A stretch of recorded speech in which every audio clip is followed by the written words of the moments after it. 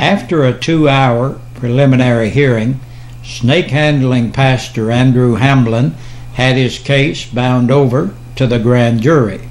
Hamblin, who is pastor of the Tabernacle Church of God in La Follette, appeared in court yesterday afternoon, where Judge Joe Ayers heard testimony to determine if there was sufficient evidence to send the case to the grand jury. Hamblin is charged with possession of Class 1 wildlife. Once again, church members and other supporters flooded the courtroom in red clothes to show support for Hamblin. During his court appearance, both the state and defense heard testimony from the Tennessee Wildlife Resource Agency, known as TWRA. Sergeant Joe Durham, who cited Hamblin on November 7th for possession of 53 snakes, who has worked for TWRA for 31 years, answered questions directed at him by District Attorney Lori Phillips and Hamblin's lawyer, Mike Hatmaker, for about 90 minutes. Hatmaker asked him to go over what happened the day he seized the snakes from Hamblin's church. I went over to the residence of Andrew Hamblin and asked him about his possession of his Class 1 reptiles. Duran then went on to say he asked Hamblin if he was still involved with snakes. He said Hamblin told him yes. I asked if he could show us those snakes that he possessed, and he agreed to let us follow him down to the church.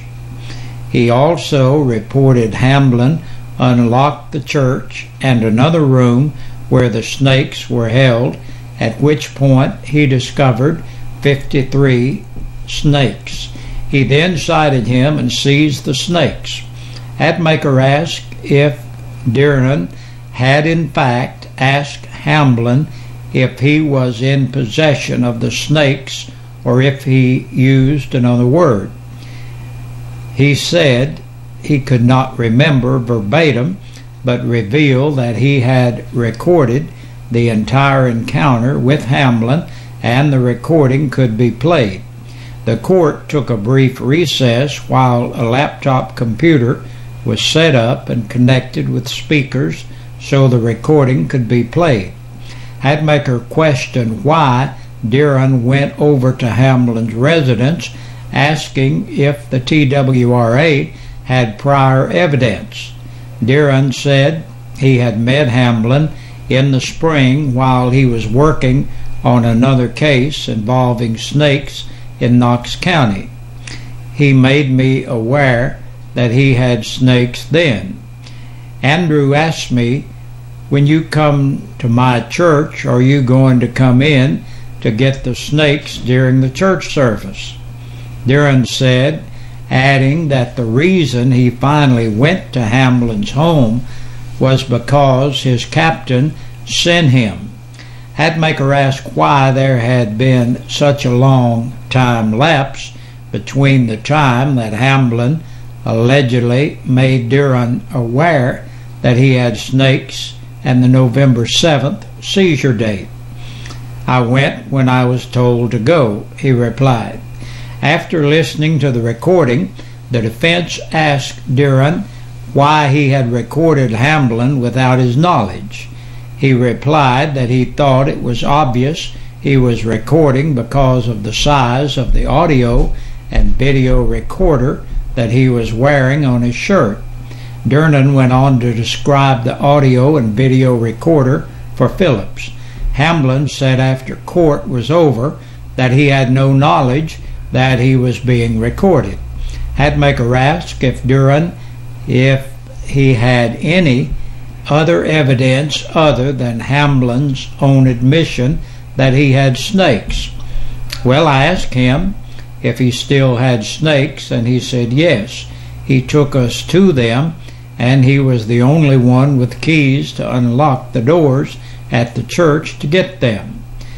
Durnan said Hatmaker then made a motion to have the case dismissed, saying that the state had failed to show evidence that Hamblin was the one in possession of the snakes other than his own admission.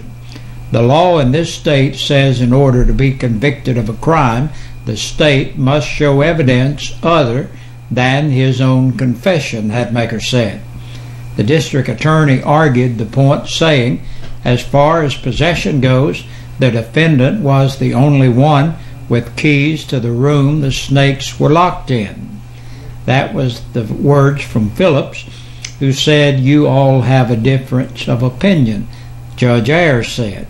He added that he overruled the motion and the case would be bound over to the grand jury, which convenes on January the 6th at 9 a.m.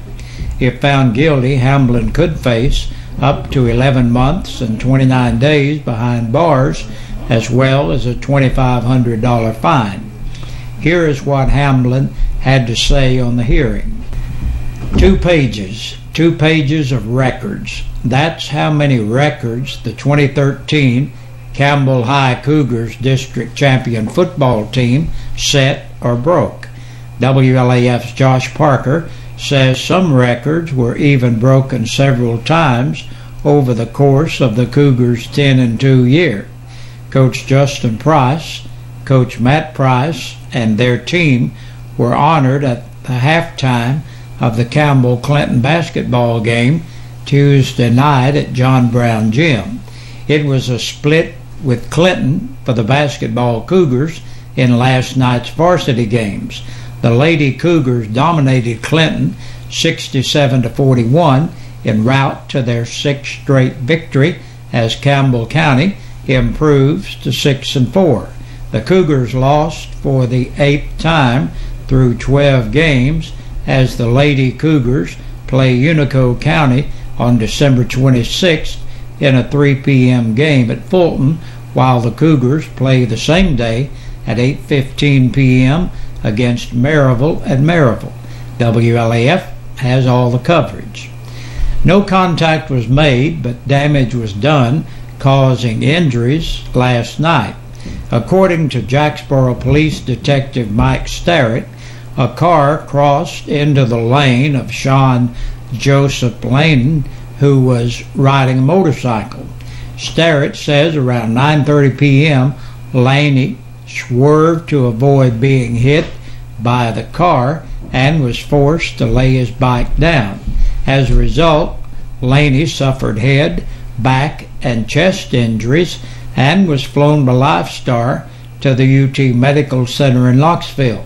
The 37-year-old man from Bradley County, who works for CSX Railroad, was listed in critical condition at an earlier hour today as he recovers in the UTMC trauma unit.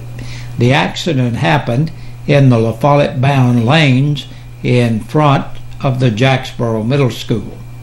And that's a look at our news today. We'll return in a minute with the Campbell County Sheriff's Department report. 3 people were booked into the Campbell County Jail in the past 24 hours. Michael Ryan Bruce, age 35, of Justice Lane in La Follette for violation of probation.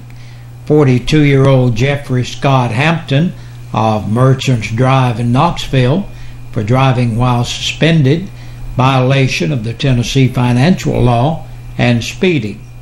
And last today, Luther Martin Ward, 43, of Hatmaker Ridge Road in Jacksboro, on an attachment for child support. And that's a look at the news. Thank you for joining us. Be sure to stay tuned. We've got a lot more coming your way. And join us back here again. We'll meet you right here along about 5:30 tomorrow evening.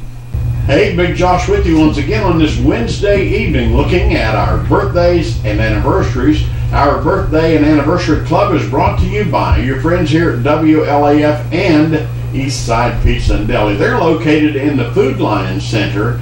And listen, stop by, pay them a visit, will you, and check out that great food they have up there. Our birthdays today, Mr. Mark Honecker celebrating. Happy birthday to you, Mark. And Cassie Meadows is celebrating today. Happy birthday to you, Cassie. Dolores Carroll is having a birthday today. Happy birthday to Dolores. And James J. Bird Campbell is celebrating. Happy birthday to you, J. Bird. And Destiny Camberlin is 11 years old. Happy birthday to you, Destiny. And yesterday, Jaden Peebley celebrated. Happy belated birthday to you, Jaden. We hope everybody is having a great day and had a great day. Now, if you're celebrating your birthday or anniversary, we would love to tell you that we want you to have a good day, but we'd love to have your name on our list here, because that's the way you become eligible to be in the drawing, and you could win a birthday dinner for two or an anniversary dinner for two from your friends here at WLAF and Eastside Pizza and Deli. Hey, good Lord willing, see you tomorrow about this time. Good night.